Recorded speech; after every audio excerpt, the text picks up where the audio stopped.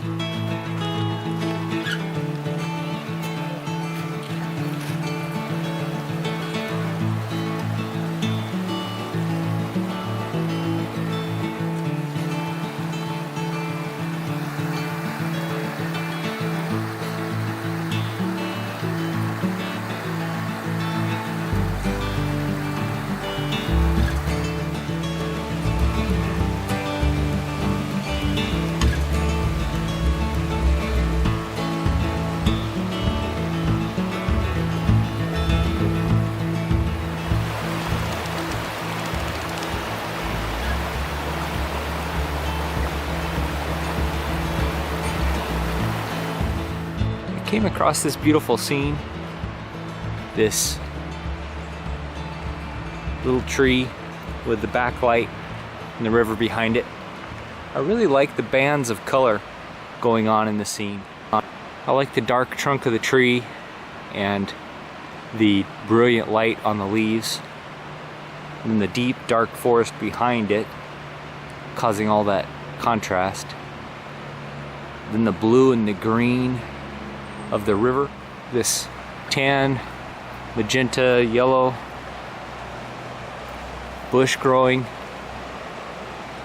behind the green leaves of that smaller bush.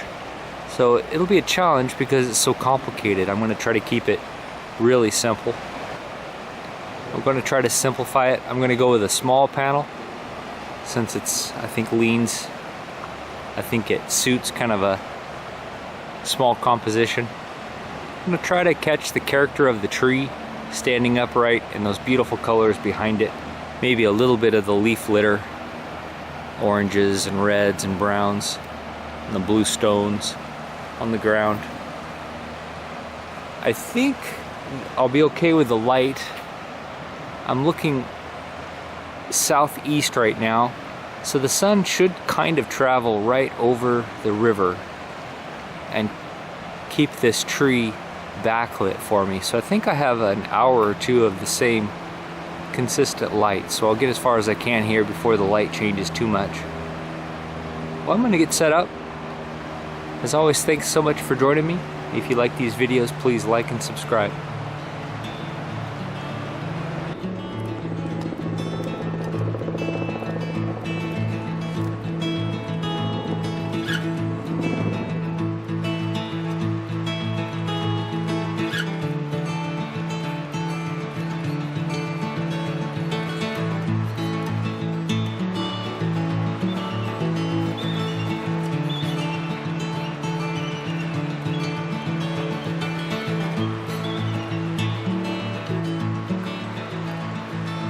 I'm going with a portrait orientation, that way I can capture more of that interesting tree, that backlit tree.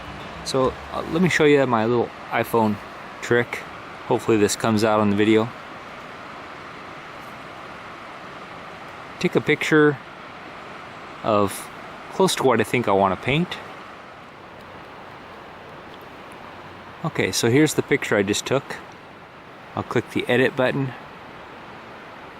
I'll click the crop button. I'll straighten it if I need to. Now I want to put the 1/3 lines on there, so I hold my finger over the corner and I don't know if you can see it, but it puts the 1/3 lines on the screen, which is great for composition. I want to put the tree right on this 1/3 line over here. That's about it there.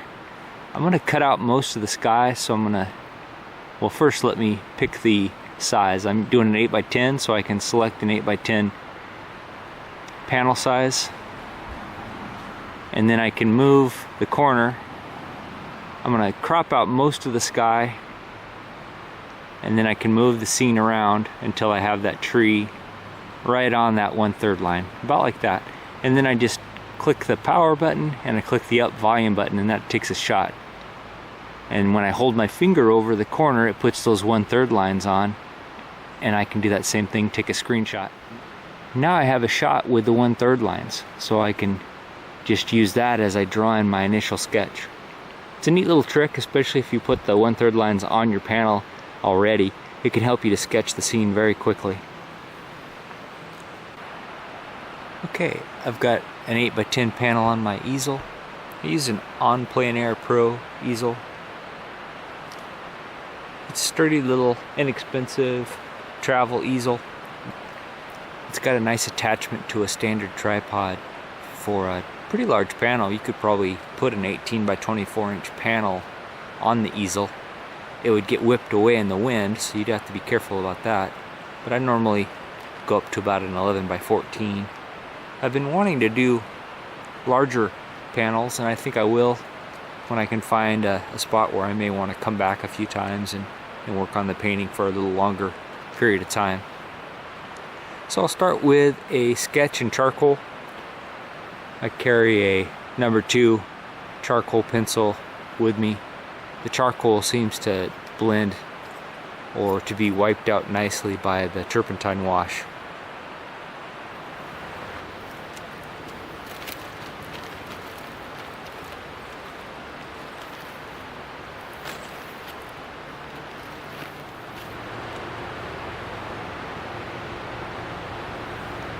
Titanium white.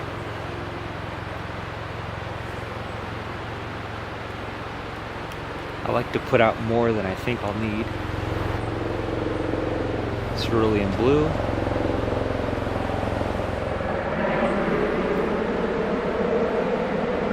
Cobalt blue. Phthalo blue. Ultramarine blue.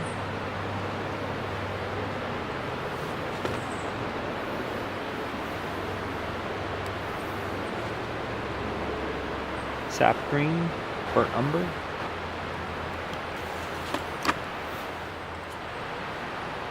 burnt sienna, alizarin crimson,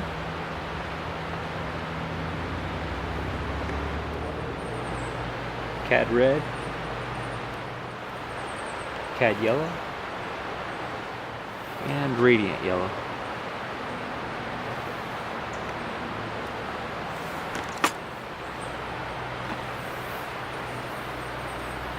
Alright, and then here's my turpentine. So I'll start with the turpentine wash. For the turpentine wash, I want to keep it lighter in value and warmer. So more toward the red and yellow end of the hue scale. So for the background, I'll use a burnt umber wash. And for the foreground, burnt sienna.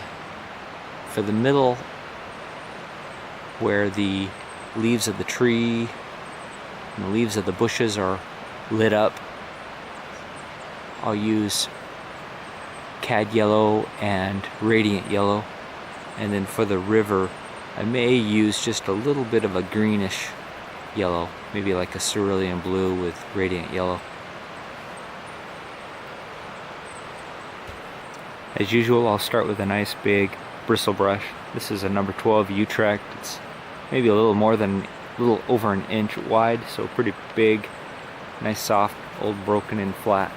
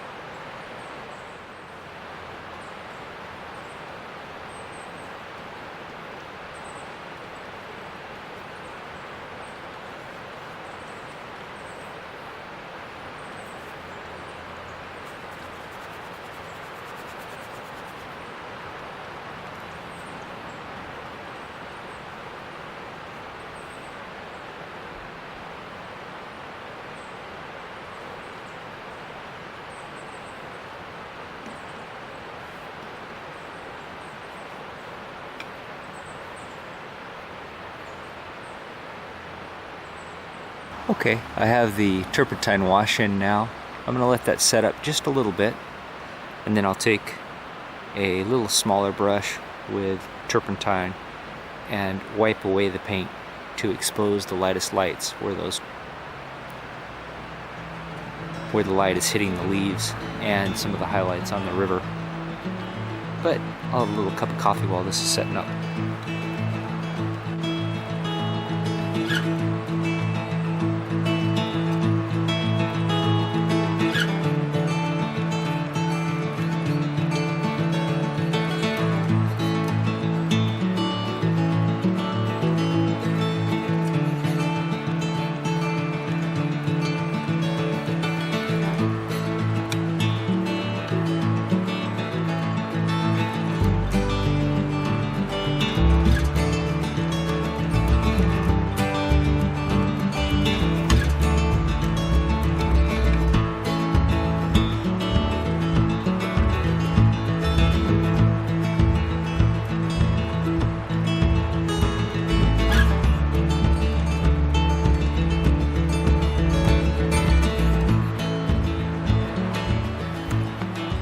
There's my value map.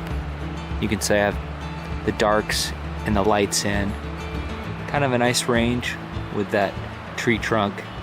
The tree trunk is a little bit too beefy at the moment, so I'll whittle it down as I paint. Now I'm going to clean my palette and mix up the colors. I'll start from the background, that background dark green, cool green, mountainside, hillside, and then I'll march forward and do the river and then the bank and then the bushes behind the tree and then finally the tree. So I'll try to go as quickly as I can and capture this light before it changes too much. Alright, so I've got the darkest dark I can mix, and that's just for my reference. Since I'm painting here in the shade, I have this dark to compare the other colors to. Here's the greenish blue for that background hill and a little bit of a yellowish highlight for some of the trees in that hill. I'm also going to use this green for the darkest greenest parts of the water and some of the greens in the water where the light's hitting it. So it's all going to be kind of one color field. Here's a dark lavender, kind of a reddish lavender where the water meets the bank. When the sun is out, the sun's kind of going in and out behind clouds now, so I'm losing it, but when it is out, I'm getting a nice lavender color where the water meets the bank, and I'm also getting a bluish lavender highlight next to the sunny spots on the water. So I'm going to try to capture that as well. I'm using this birch panel. I got it from Blick Art Supplies. It's a really nice surface. The birch is really stable. It's kind of a traditional panel. It gives it some texture, even though I put 3 or 4 coats of acrylic gesso on the board. It still has quite a bit of texture from the texture of the wood. So it's kind of a nice, fun surface to paint on.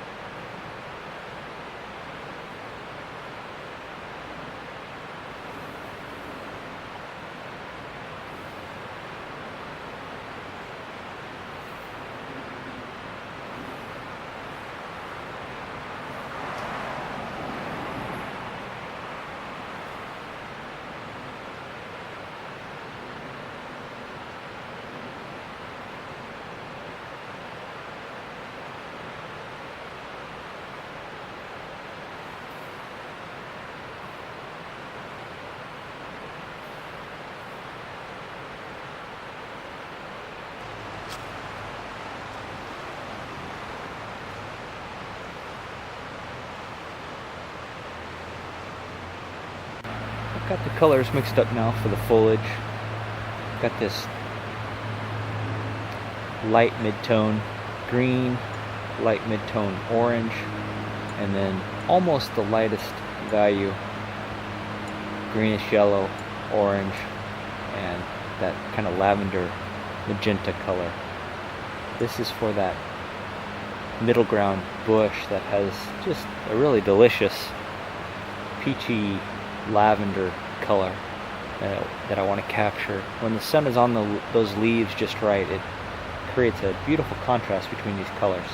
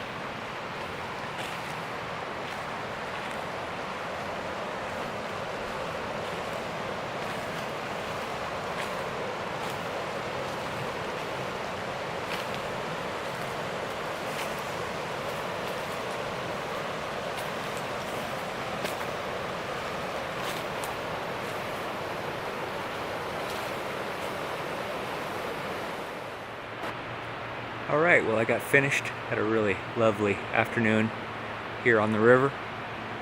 Let me show you the painting. Hopefully that's coming through.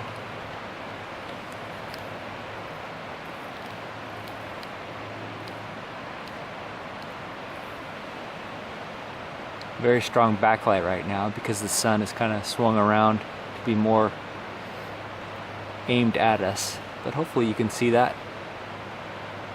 I think I got the suggestion of the tree against that dark hill, and I do like the way this lavender is showing up. That was the color, the effect I really wanted to capture. Those tips of those bushes, they look like they're in flower. They're a lovely lavender color, and I wanted to capture that in the painting. So I'll take it back to the studio and look at it again.